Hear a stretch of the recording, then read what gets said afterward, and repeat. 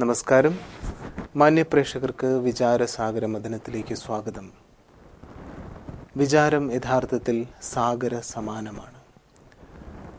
വലിയ ഒരു കടലിൽ തിരമാലകൾ ഉണ്ടാകുന്നത് പോലെ മനുഷ്യ മനസ്സിൽ വികാരവിചാരങ്ങൾ വന്നുപോയിക്കൊണ്ടിരിക്കുന്നു. ഈ വികാരവിചാരങ്ങളുടെ ഗുണനിലവാരം അനുസരിച്ച് ജീവിതത്തിൻ്റെ ഗുണനിലവാരം മാറിമറിയുന്നു. എങ്ങനെ സങ്കല്പങ്ങളിൽ മാറ്റം കൊണ്ടുവരാം, എങ്ങനെ പുതിയ മനോഭാവങ്ങൾ ഉണ്ടാക്കാം? ജീവിതത്തിൽ നമുക്ക് ഏറ്റവും വേണ്ടത് ശാന്തിയും സുഖവും സമാധാനവുമാണ്. അത് സൃഷ്ടിക്കാനുള്ള ഒരു ജീവിത രീതി എന്താണ്? വരൂ, നമുക്കെല്ലാവർക്കും ചേർന്ന് ഈ അന്വേഷണ യാത്രയിൽ പങ്കാളികളാകാം. അതിനായി നമ്മോടൊപ്പം വളരെ ആഴമേറിയ ആത്മീയ അനുഭവങ്ങൾ നേടിയ ശ്രേഷ്ഠമായൊരു വ്യക്തിത്വം നമ്മോട് കൂടെയുണ്ട്. ബ്രഹ്മകുമാരീസ് ഈശ്വരീയ വിശ്വവിദ്യാലയത്തിൽ തൻ്റെ ജീവിതം സമർപ്പിച്ച് ലോകം മുഴുവൻ ഈ ജ്ഞാനത്തിൻ്റെയും യോഗത്തിൻ്റെയും ഗുണഫലങ്ങൾ എത്തിച്ചുകൊണ്ടിരിക്കുന്ന രാജയോഗി ബ്രഹ്മകുമാർ സുരേന്ദ്രൻ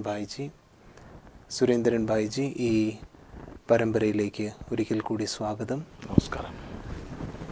നമ്മൾ സംസാരിച്ചുകൊണ്ടിരുന്നത് ജീവിതത്തെ എങ്ങനെ നമുക്ക് നമ്മുടെ കൈകളിലേക്ക് കൊണ്ടുവരാം, ജീവിതത്തിൻ്റെ നിയന്ത്രണം എങ്ങനെ ഏറ്റെടുക്കാം.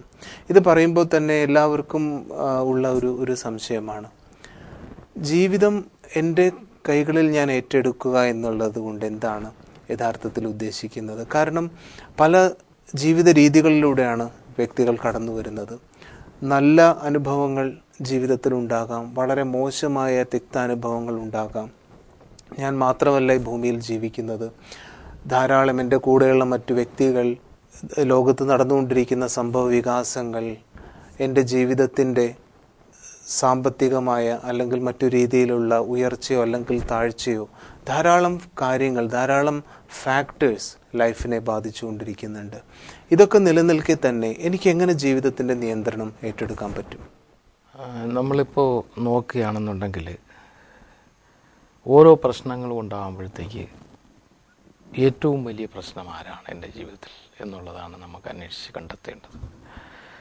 നമ്മളങ്ങനെ നോക്കുകയാണെന്നുണ്ടെങ്കിൽ നമുക്ക് മനസ്സിലാവും നമ്മളാണ് നമ്മുടെ ജീവിതത്തിൽ ഏറ്റവും വലിയ പ്രശ്നം.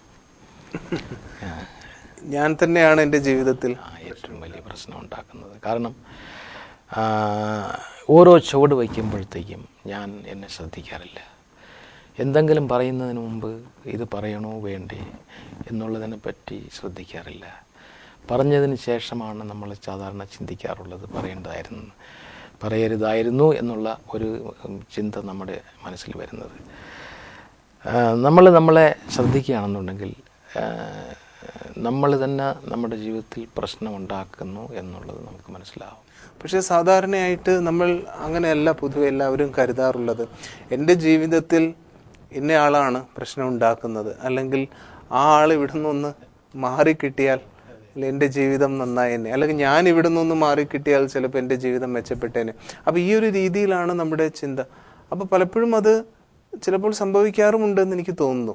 അപ്പോൾ ഞാൻ തന്നെയാണ് എൻ്റെ പ്രശ്നം എന്ന് പറയുമ്പോൾ അതെങ്ങനെയാണ്? ഉദാഹരണത്തിന് ഒരു 5 പേര് ഇപ്പോൾ ഒരു സ്ഥാപനത്തിൽ ജോലി ചെയ്യാണ്. മിഡിൽ ലെവലിലുള്ള ആൾക്കാരാണ് എന്ന് വെച്ചോളണം. അവർ 5 പേരെയും കൂടെ ഒരു ദിവസം അവിടുത്തെ മാനേജിങ് ഡയറക്ടറെ വിളിച്ചിട്ട് അവരോട് പറയാണ്, നിങ്ങളുടെ പെർഫോമൻസ് വളരെ മോശമാണ്, നിങ്ങളെ ഇവിടെ കണ്ടിന്യൂ ചെയ്യണോ എന്നുള്ളതിനെ പറ്റി ആലോചിക്കൊണ്ടിരിക്കുന്നു എന്ന് പറഞ്ഞിട്ട് അവരെ ബ്ലാസ്റ്റ് ചെയ്യാണ്, അവരെ കുറ്റപ്പെടുത്തുകയാണ്. അതിനുശേഷം അവർ 5 പേരും കൂടെ അദ്ദേഹത്തിൻ്റെ ചേംബറിൽ നിന്ന് വെളിയിലിറങ്ങുകയാണ്. ഇറങ്ങിയിട്ട് 3 പേര് എന്ത് ചെയ്ത്, ഇദ്ദേഹത്തിന് കാലത്തെ എന്തൊരു കുഴപ്പമാണ്, അത് നമ്മൾ കണക്കാക്കേണ്ട കാര്യമില്ല എന്നുള്ള രീതിയിൽ എടുത്തപ്പോഴത്തേക്ക് അവർക്ക് 3 പേർക്ക് അതൊരു പ്രശ്നമായില്ല. മറ്റ് 2 പേരെന്താണ്, എങ്കിലും ഇങ്ങനെ പറഞ്ഞല്ലോ, ഞാൻ നല്ല ജോലിക്കാരനാണ്, എൻ്റെ പെർഫോമൻസ് നല്ലതാണ്, എന്നെ കുറ്റപ്പെടുത്തിയല്ലോ എന്നുള്ള രീതിയിൽ അവർ വിഷമിപ്പിക്കാൻ തുടങ്ങി. 3 പേര് അവരവിടെ വച്ച് ചേംബറിൻ്റെ വെളിയിൽ തന്നെ അതിനെ അങ്ങ് കളഞ്ഞിട്ട് പോയി. 2 പേര് അതിനെ എടുത്ത് തലയിൽ ചുമന്നുകൊണ്ട് പോയി. 1 മാസം കഴിഞ്ഞിട്ട് വീണ്ടും അതേ വ്യക്തി മാനേജിങ് ഡയറക്ടർ ഇവർ 5 പേരെയും കൂടെ വിളിക്കുകയാണ്. വിളിച്ചിട്ട് പറയണേ നിങ്ങളുടെ പെർഫോമൻസ് വളരെ നല്ലതാണ്, നിങ്ങളെല്ലാം ഈ സ്ഥാപനത്തിന് ഒരു സമ്പത്താണ് എന്ന് പറഞ്ഞു കഴിയുമ്പോഴത്തേക്ക് എന്ത് സംഭവിക്കും? എന്താണ് സംഭവിക്കുന്നത്? വീണ്ടും മനോഭാവത്തിൽ മാറ്റം ഇല്ലേ? അപ്പോൾ 3 പേര് ഒരു പ്രശ്നവും ഉണ്ടായില്ല പറഞ്ഞെന്ന് വിചാരിച്ച്, മറ്റ് 2 പേർക്ക് എന്തുവാണ് വലിയ വിഷമതയുണ്ടായി. അപ്പോൾ പരിസ്ഥിതിയല്ല വിഷമകരമായിട്ടുള്ളത്, നമ്മൾ അതിനെ എങ്ങനെയാണ് പരിഗണിക്കുന്നത് എന്നുള്ളതാണ് വിഷമകരമായിട്ടുള്ളത്. മനസ്സിലായില്ലേ? അപ്പോൾ പരിസ്ഥിതികൾ എങ്ങനെ ഇരുന്നാലും എനിക്ക് എന്നെ തന്നെ സംരക്ഷിക്കാൻ സാധിക്കും. പല ആൾട്ടർനേറ്റീവ് ഉണ്ടെന്നേ ജീവിതത്തിലെ. ചോയ്സ് ഒരുപാടാണ്. നമുക്ക് ദൈവം ഒരുപാട് അവസരങ്ങൾ തന്നിട്ടുണ്ട്. നമ്മൾ അവസരങ്ങളെന്ന് പറയുമ്പോഴത്തേക്ക് ഒരുപാട് വാതിലുകളാണ്. നമ്മൾ അടച്ചിരിക്കുന്ന വാതിലിൻ്റെ മുമ്പേ ആയിരിക്കും നിന്നുകൊണ്ട് ആ വാതിൽ തുറക്കാനായിട്ട് ശ്രമിക്കുന്നത്. ഒരുപാട് 99 വാതിൽ തുറന്നു കിടക്കുകയാണ്, നമ്മൾ അങ്ങോട്ട് നോക്കാറില്ല വാസ്തവത്തിൽ. ഇതാണ് കുഴപ്പം.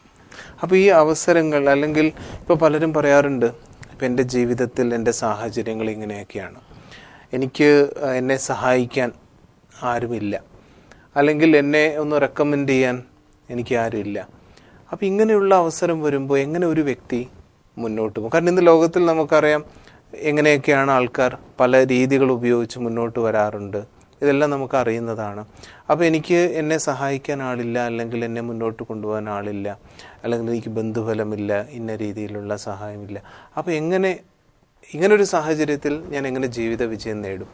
നമ്മളങ്ങനെ പറയുമ്പോഴത്തേക്ക് ഒരു കാര്യം മനസ്സിലാക്കേണ്ടത്, നമ്മൾ മറ്റുള്ളവരിൽ ആധാരമാക്കി ജീവിക്കുന്നവരാണ്, മറ്റുള്ളവരിൽ നിന്ന് സഹായം പ്രതീക്ഷിക്കുന്നവരാണ്.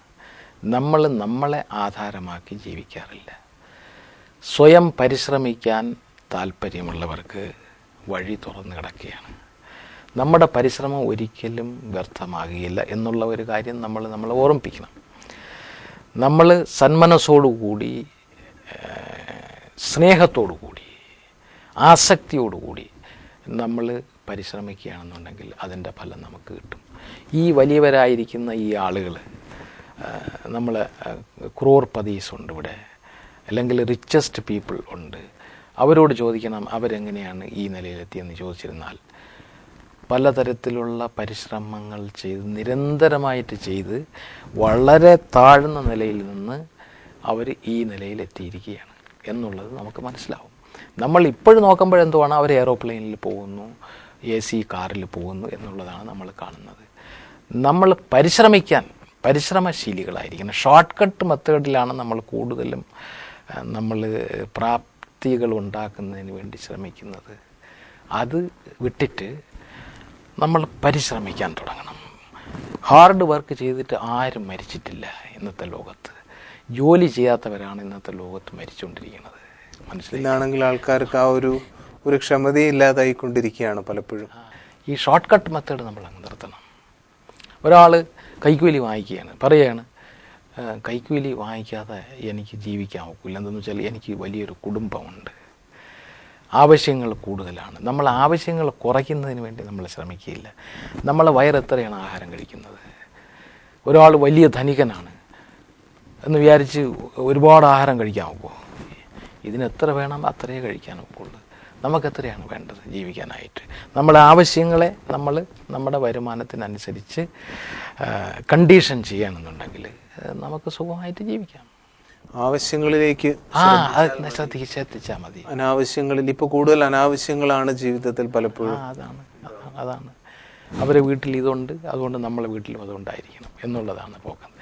നമ്മുടെ ആവശ്യം എന്താണെന്ന് നമ്മൾ നോക്കില്ല. അപ്പോൾ സ്റ്റാറ്റസ് സിംബിളിലേക്ക് നമ്മൾ ഇങ്ങനെ കയറിക്കൊണ്ടിരിക്കുകയാണ്, സമാധാനം നശിപ്പിച്ചുകൊണ്ടിരിക്കുകയാണ്. അപ്പോൾ ഈ സ്റ്റാറ്റസ് ഇപ്പോൾ സമൂഹത്തിൽ വലിയ, പക്ഷേ സമൂഹത്തിൽ എനിക്ക് നല്ലൊരു പദവി ഉണ്ടാവുക എന്നുള്ള തീർച്ചയായിട്ടും നല്ലൊരു കാര്യം തന്നെയല്ല. നല്ലൊരു കാര്യം തന്നെ, അതിൽ യാതൊരു സംശയമില്ല. നല്ല പദവി ഉണ്ടാക്കണം, അത് പരിശ്രമിച്ച് വേണം ഉണ്ടാക്കാനായിട്ട് എന്ന് വിചാരിച്ച് മറ്റുള്ളവരെ നശിപ്പിക്കുന്നതിന് വേണ്ടിയല്ല ഞാൻ ഈ പദവിയിൽ വന്നിരിക്കണം. അതുകൂടെ ഓർമ്മിപ്പിക്കണം. മനസ്സിലായില്ലേ? അതാണ് ഇന്നത്തെ സമൂഹത്തിൽ അതൊരു കുഴപ്പം സംഭവിപ്പിച്ചുകൊണ്ടിരിക്കുകയാണ്. എനിക്കെന്തും ചെയ്യാം എന്നുള്ളത്. പക്ഷേ എനിക്കെന്തും ചെയ്യാം ശരിയാണ്, മറ്റുള്ളവരുടെ ജീവിതത്തെ നശിപ്പിച്ചുകൊണ്ട് ചെയ്യണമെങ്കിലേ നാളെ എനിക്ക് സമാധാനമായിട്ട് ഇവിടെ ജീവിക്കാൻ ഒക്കില്ല. എൻ്റെ സമാധാനം നശിക്കുന്നതിൻ്റെ പ്രധാനപ്പെട്ട കാരണം മറ്റുള്ളവരുടെ സമാധാനത്തെ ഞാൻ നശിപ്പിക്കുന്നു. അതുകൊണ്ടാണ്.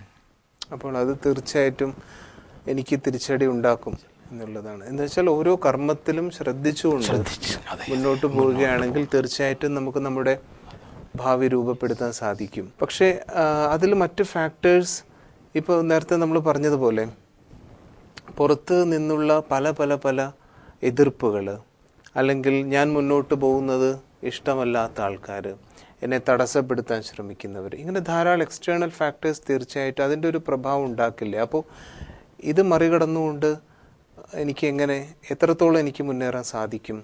ഒരു ഭാഗത്ത് നമ്മൾ മുന്നേറുമ്പോഴാണ് നമുക്ക് തടസ്സം ഉണ്ടാകുന്നത്. നമ്മൾ ഒരുപക്ഷെ ഒരു സ്ഥലത്ത് കുത്തിയിരിക്കുകയാണെന്നുണ്ടെങ്കിൽ നമുക്കൊരു തടസ്സം ഉണ്ടായിരിക്കില്ല. അപ്പോൾ തടസ്സങ്ങൾ ഉണ്ടാകുമ്പോൾ മനസ്സിലാക്കേണ്ടത് നമ്മൾ മുന്നേറിക്കൊണ്ടിരിക്കുകയാണ്. തീർച്ചയായിട്ടും വളരെ മനോഹരമായിട്ടുള്ള ഒരു കാര്യം തന്നെയാണ്. മിണ്ടാതിരിക്കുകയാണെങ്കിൽ, ഒന്നും ചെയ്യാതിരിക്കുന്നവർക്ക് തടസ്സങ്ങളില്ല. അപ്പോൾ ഞാൻ മുന്നോട്ട് പോകുമ്പോൾ തീർച്ചയായിട്ടും തടസ്സങ്ങളുണ്ടാവും. അപ്പോൾ ഞാൻ മുന്നോട്ട് പോവുകയാണെന്നുള്ളതിൻ്റെ ഏറ്റവും വലിയ ലക്ഷണമാണ് ഇതാണ്. തീർച്ചയായിട്ടും. അപ്പോൾ എൻ്റെ മുമ്പിൽ എന്തുവാണ്? ചലഞ്ചസ് ആണ്, വെല്ലുവിളികളാണ്. യെസ്. ഒരു ഹിന്ദുജാസ് എന്നുള്ള ഒരാൾ ഒരു ബുക്ക് എഴുതിയിട്ടുണ്ട്. ആ ബുക്കിൻ്റെ ടൈറ്റിലാണ് സക്സസ് സ്റ്റോറി എന്നാണ് എൻ്റെ പേര്. അദ്ദേഹത്തിൻ്റെ ഒരു മുഖവര എഴുതിയിട്ടുണ്ട്, ബുക്കിൻ്റെ പ്രിഫേസ്. അദ്ദേഹം പറയാണ്, ഞാൻ ഈ ബുക്കിനെ അങ്ങനെയുള്ള ആളുകൾക്ക് സമർപ്പിക്കുകയാണ്. ആരാണ് എന്നെ കൂടുതൽ വിഷമിപ്പിച്ചിട്ടുള്ളത്? ആരാണ് എൻ്റെ ജീവിതത്തിൽ കൂടുതൽ വിഘ്നങ്ങൾ ഉണ്ടാക്കാൻ ശ്രമിച്ചിട്ടുള്ളത്, എൻ്റെ കാല് വാരാൻ ശ്രമിച്ചിട്ടുള്ളത്?